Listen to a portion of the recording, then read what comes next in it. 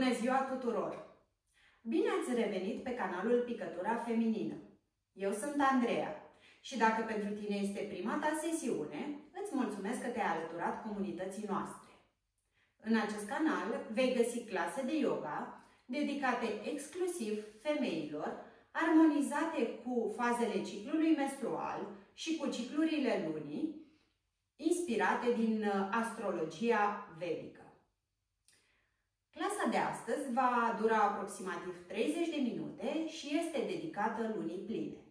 O lună plină în Nakshatra Vishakha, cunoscută ca steaua scopului, simbolizând puterea, curajul și transformarea. Această lună plină ne îndeamnă să ascultăm acea voce intuitivă din interior și să mergem dincolo de experiențele și limitările din trecut, sau cel puțin să începem procesul de reintegrare a acestora. Îți mulțumesc încă o dată că ești aici și înainte de a începe, nu uita să apeși butonul de like și de abonare pentru a te alătura acestei călătorii transformatoare. Pentru practica de astăzi, vei avea nevoie de salteaua de yoga, o pernă și eventual 2 blocuri, dacă ai la îndemână. Pregătește-ți spațiul, întinde salteluța și hai să începem. Vom începe practica de astăzi în Sukhasana, postura ușoară de meditație. Poți poziționa o pernă sub șezut pentru mai mult suport. Oasele bazinului împing în podea. Spatele este drept. Palmele se odihnesc pe genunchi. Închide ușor ochii și du atenția la respirația ta. Inspiră profund pe nas. Expiră lung și lent pe nas. Inspiră. Expiră. Adu palmele în dreptul inimii și setează-ți o intenție pentru practica de astăzi. Poate este nevoie de mai mult curaj, poate de o transformare profundă. Ce își dorește sufletul meu astăzi? Inspiră profund. Expiră.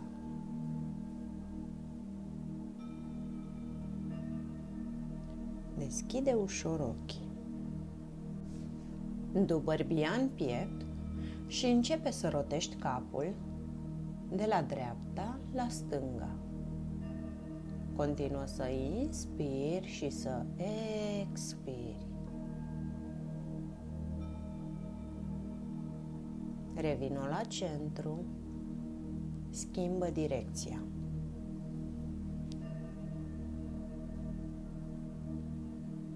Centru.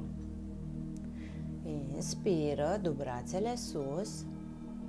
Expiră, coboară palma dreaptă pe podea în lateral. Du brațul stâng sus. Atenție, oasele bazinului rămân pe podea. Revino la centru. Inspiră, du brațele sus. Expiră, coboară palma stângă pe podea. Brațul drept merge sus.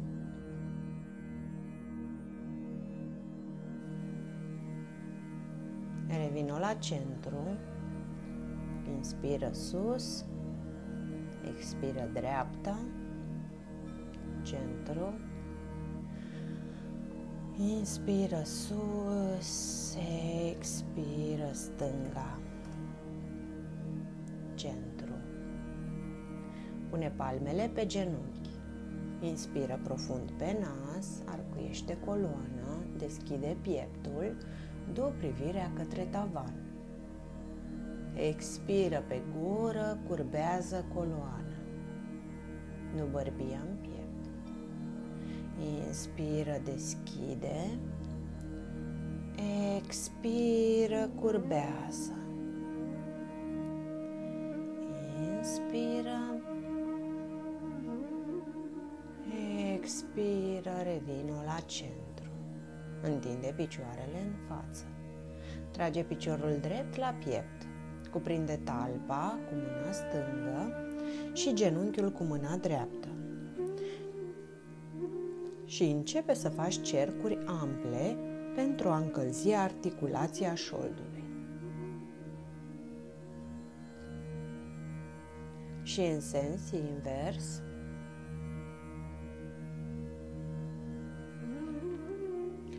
schimbă cu piciorul opus. Prinde talpa stângă cu mâna dreaptă și genunchiul cu mâna stângă și începe să rotești către stânga. Schimbă și în direcția opusă.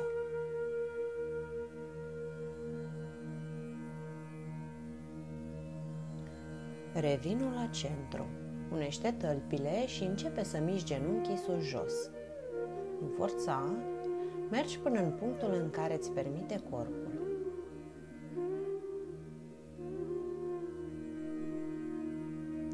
Împinge cu coatele în genunchi, inspiră, întinde coloana, expiră și apleacă-te în față. Rămâi aici. Inspiră pe nas, expiră pe nas. Încă o dată.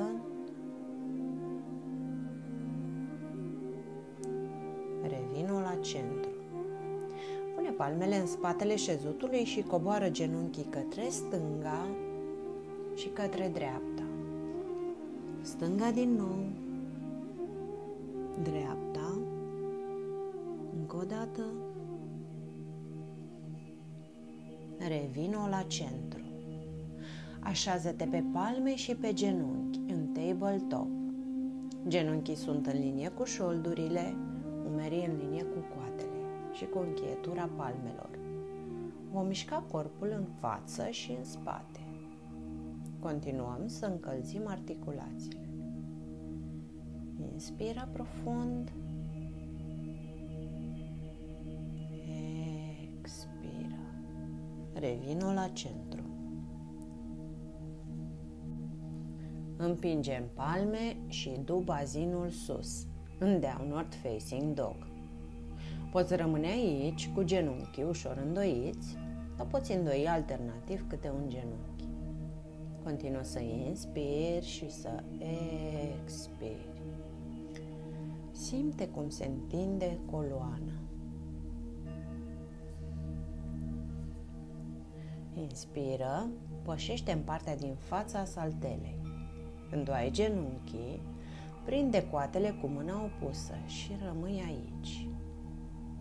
Inspiră, expiră.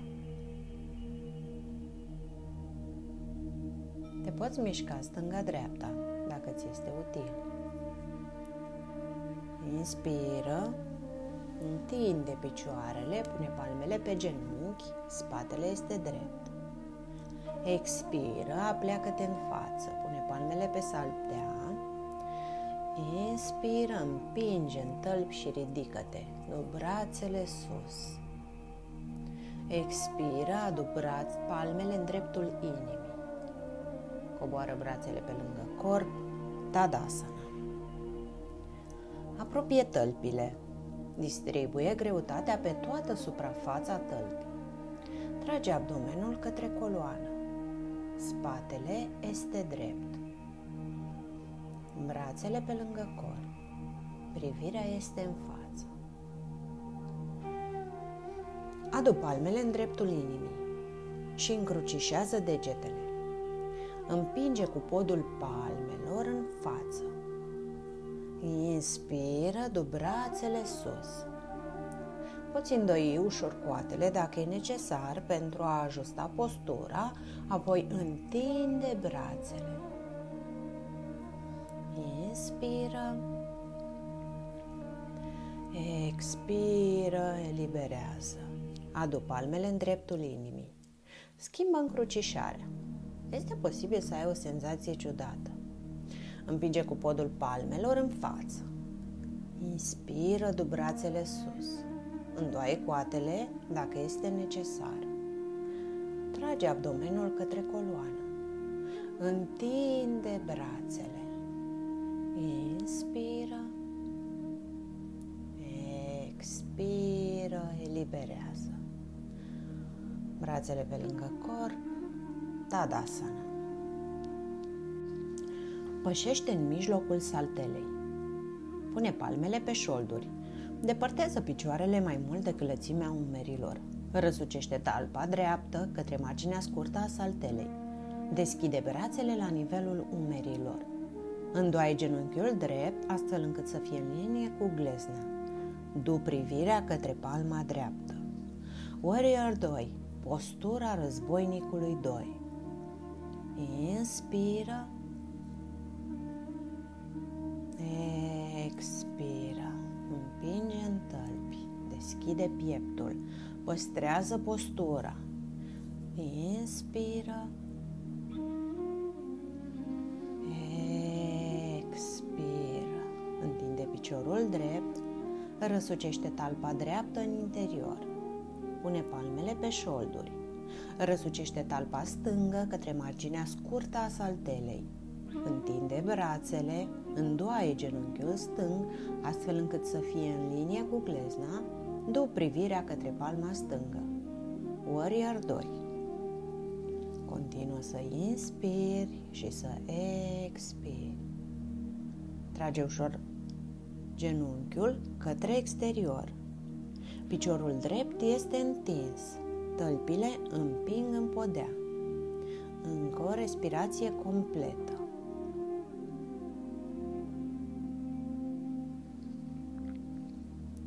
Întinde piciorul stâng, pune palmele pe șolduri. Apropie picioarele, coboară brațele pe lângă corp. Tadasana. Pune palmele pe șolduri. Depărtează picioarele mai mult decât lățimea umerilor. Răsucește talpa dreaptă către marginea scurtă a saltelei. Deschide brațele la nivelul umerilor. Îndoaie genunchiul drept. Warrior 2. Inspiră. Expiră. Inspiră. Expiră, coboară cu antebrațul drept pe coapsă sau cu palma dreaptă pe podea în exteriorul tălpii. Brațul stâng merge sus, extended side angle. Întinde brațul deasupra capului. Du privirea către braț. Deschide pieptul. Inspiră. Expiră. Împinge în tălpi și ridică-te. Întinde piciorul drept. Răsucește talpa dreaptă în interior. Pune palmele pe șolduri. Răsucește talpa stângă către marginea scurtă a saltelei. Întinde brațele. Îndoaie genunchiul stâng. Warrior 2. Continuă să inspiri și să expiri. Încă o respirație completă.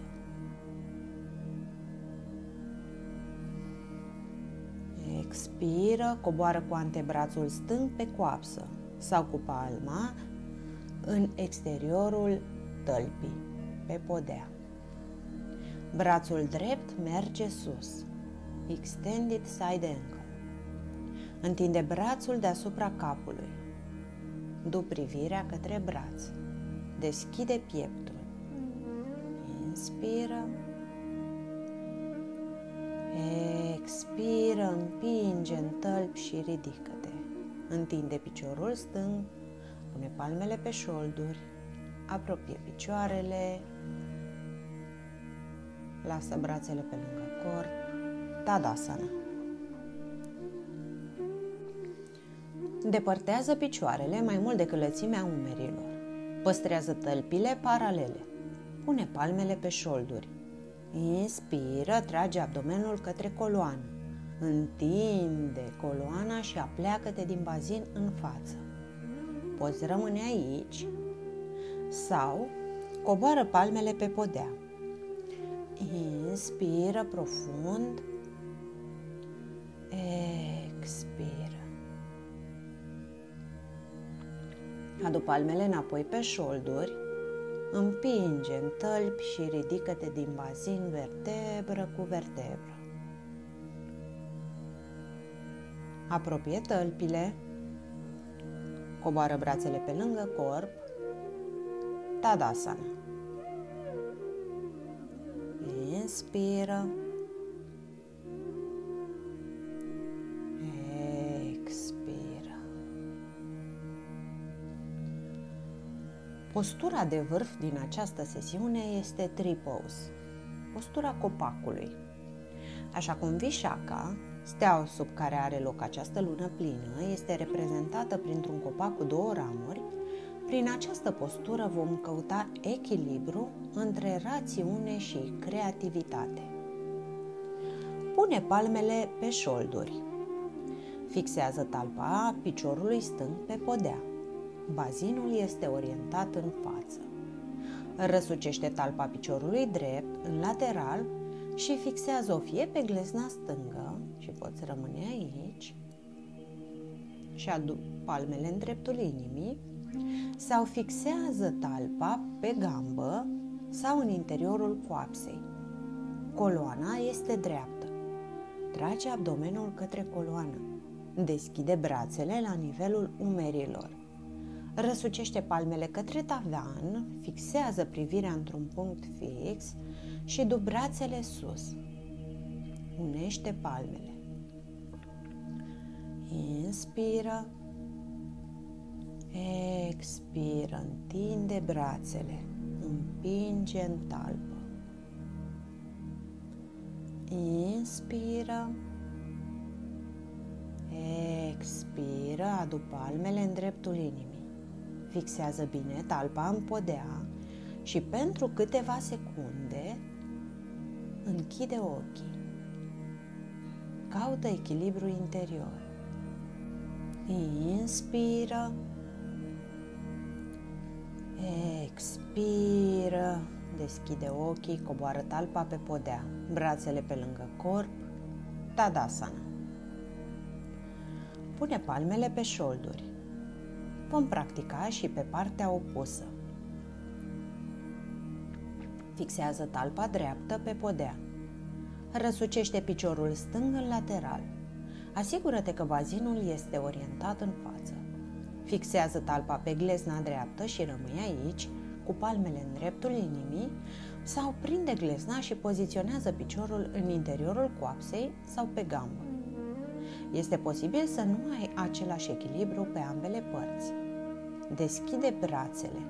Inspiră, du brațele sus. Unește palmele.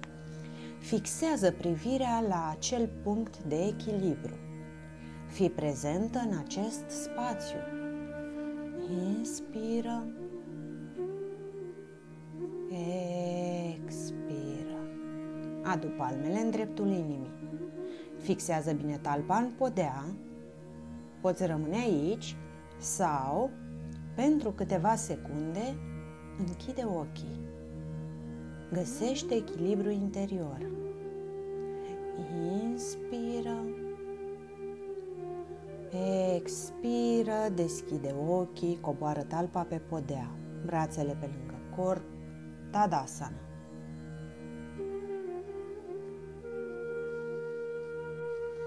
Pășește în partea din fața saltelei. Inspiră, du brațele sus. Expiră, coboară cu fața către genunchi. Inspiră, ridică-te la jumătate. Privește în față. Expiră, coboară. Pășește cu stângul în spate, dreptul în spate, planșă. Trage abdomenul către coloană. Inspiră. Coboară genunchi, piept, bărbie pe podea. Alunecă ușor în față. Împinge în palme, deschide pieptul cobra. Expiră, coboară. Împinge în palme și du bazinul sus. Inspiră profund pe nas.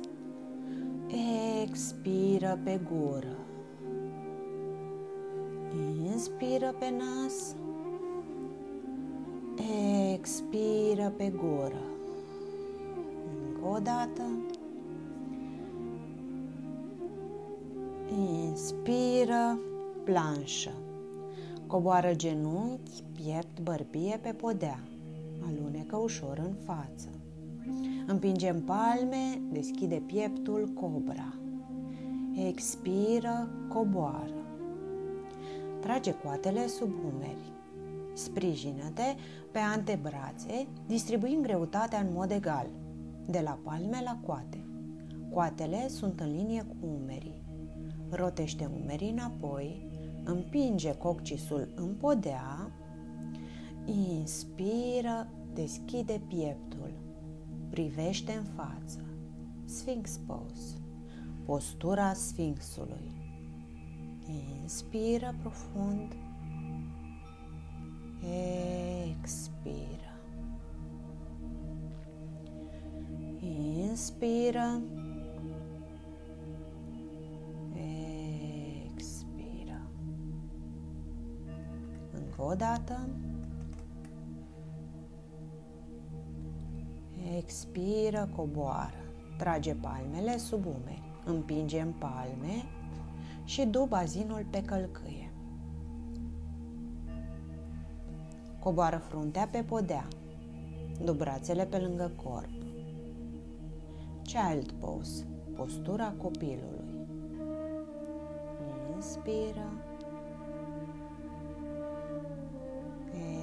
Expiră. Încă o dată.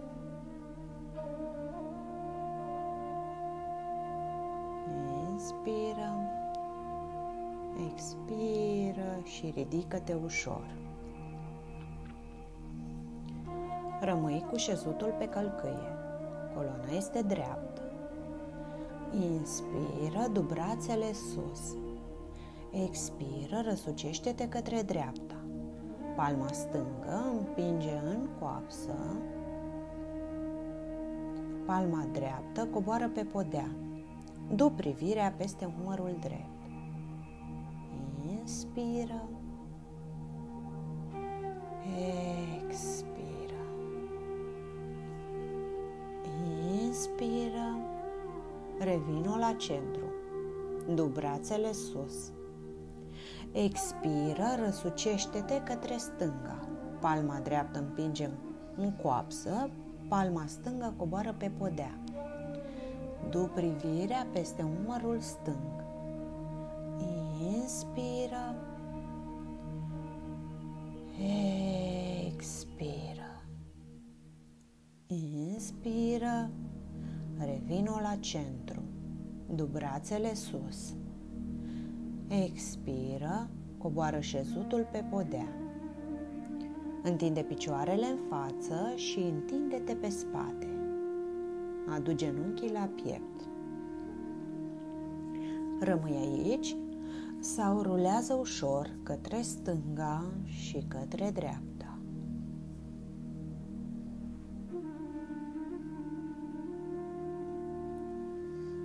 Revino la centru.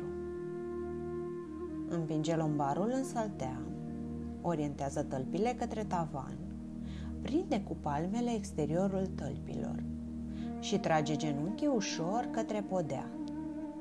Rămâi aici sau mișcă-te ușor către stânga și către dreapta. Inspiră profund. Expiră.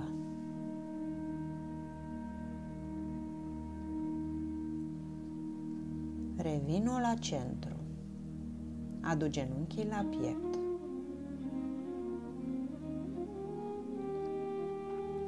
Întinde picioarele pe podea pentru ultima postură din această sesiune.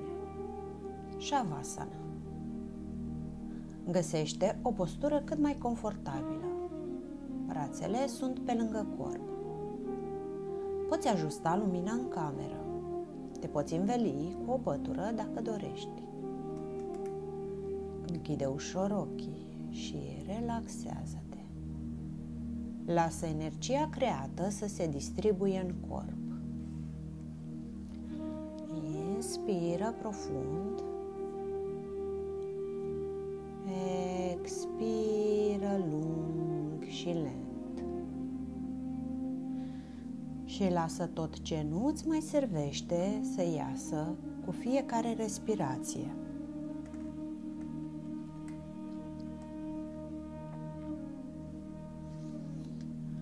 Întreabă-te: ce înseamnă echilibru pentru mine acum? Ce aleg să susțin și ce aleg să eliberez? Rămâi în liniște cu atenția la respirația ta.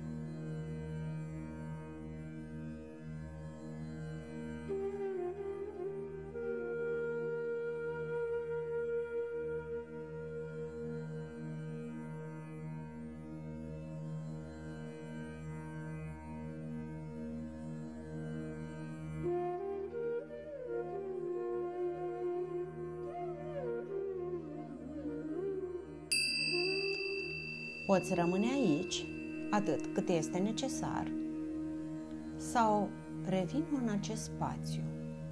Adu atenția la corpul tău, începe să-ți miști degetele, întinde brațele deasupra capului și întinde tot corpul. Pune tălpile pe podea și întoarce-te către dreapta. Ridică-te ușor înșezut. Adu palmele în dreptul inimii. Înclină ușor capul către piept și adu recunoștință pentru practica de astăzi, pentru că ai fost prezentă aici și acum. Oferă-ți timp, spațiu și grijă. Celebrează această reușită. Este un dar pe care ți l-ai oferit. Eu îți mulțumesc din suflet că ai practicat alături de mine. Îți trimit iubire și lumină. Namaste! Înainte să închizi, nu uita să apeși butonul abonează-te și lasă un gând în comentarii despre cum s-a simțit această practică pentru tine. Sper să ne revedem curând!